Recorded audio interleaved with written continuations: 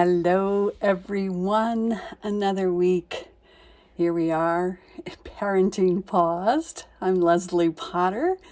And if you are just joining me, which I know there's a lot of new folks that are coming over from the Happily Family Conference that I just spoke in, welcome, welcome, welcome. So happy to have you here hanging out in pure joy.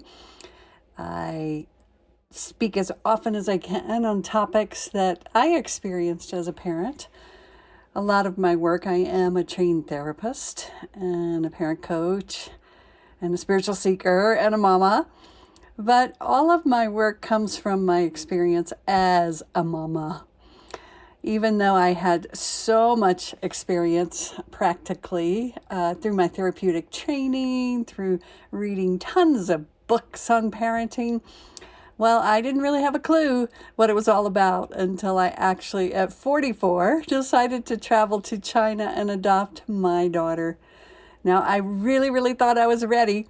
I was sure because I had done so much work on my past. I'd been in therapy since I was 20. I'd done all kinds of seeking. And yet, let me tell you, I know if you're a parent, you probably know this. There was nothing like being locked in a house 24/7 with my child to bring up every unresolved feeling, story, you name it, that I had not still worked on. And that was pretty shocking. And it might be for you too, because I was really worked. I mean, I had done so much work on my past and my history, but I had still been able to avoid certain areas of my life that, of course, my beautiful daughter triggered and awakened inside of me. So, just to offer my kindness and love to you, if you're experiencing difficulties and challenges, know that this is an opportunity. And I know that can sound kind of cheap to say, oh, here's an opportunity. You're struggling and you're suffering. And yet, I can guarantee you it is an opportunity.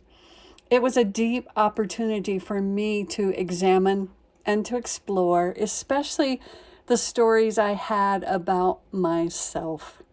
Now, in the Happily Family Conference, I talked about healthy personal boundaries.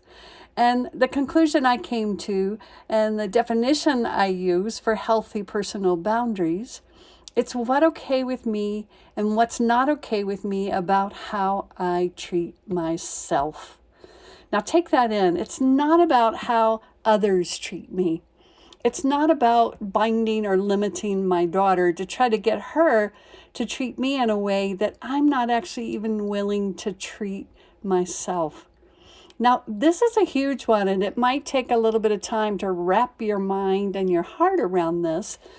But I found when I was limiting and binding my daughter and controlling her, it was always in relation to my discomfort.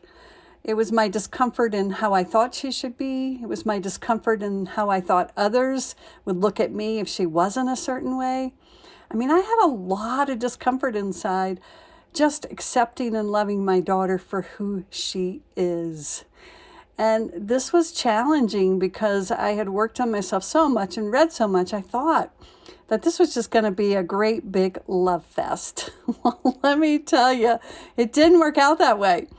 And so I walked around with a lot of discomfort because I couldn't get my daughter to be the child I needed her to be. So I wasn't struggling. I wasn't in discomfort.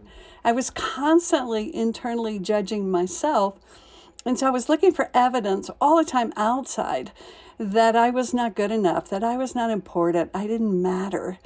And I kept thinking if only I could get my daughter to join me in this story that I was telling myself, that I could change that by controlling her. If only I could get her to get off the computer and eat good food and do her homework, then I would feel comfortable. Then I would feel like I mattered inside.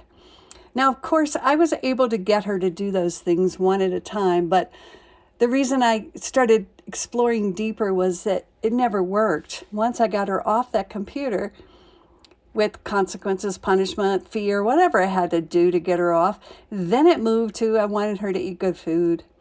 And then I would have to force her, push her, or do weird things to try to get her to eat good food. And then I would want her to do her homework. And I just noticed that no matter what she did, no matter how good she was, no matter how she changed, I still had this pit inside that kept arising that I wasn't good enough. And there I was trying to get my daughter to prove that to me. And yet I was looking for evidence all the time that I wasn't good enough. I was not important. I did not matter. So as you can see, that was how I was treating myself. And I learned that the only way, the healthy boundary that I needed to set and could set was to not talk to myself that way, to really challenge that belief that I was not important.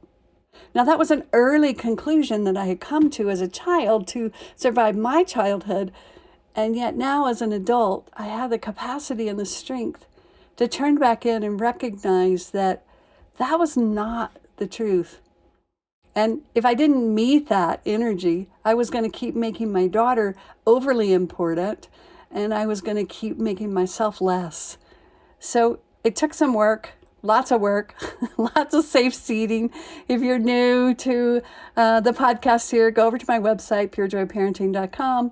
You can download a free 5-day video of the safe seat process that I created to support me in retraining myself to treat myself with kindness instead of self-aggressing to keep myself in check. All right, loves, I hope you have a beautiful week this week.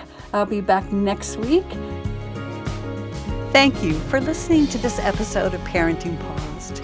If you enjoyed the episode, do me a favor and share it with your mama friends. You can also leave a review wherever you listen, which will support getting the Pure Joy message out. Come on over to the Pure Joy Parenting Practice Facebook page or join me on Instagram to hear more. And don't forget to download your free copy of the Safe Seat course on the Pure Joy website. And while there, check out the offerings page to go deeper in the Pure Joy work.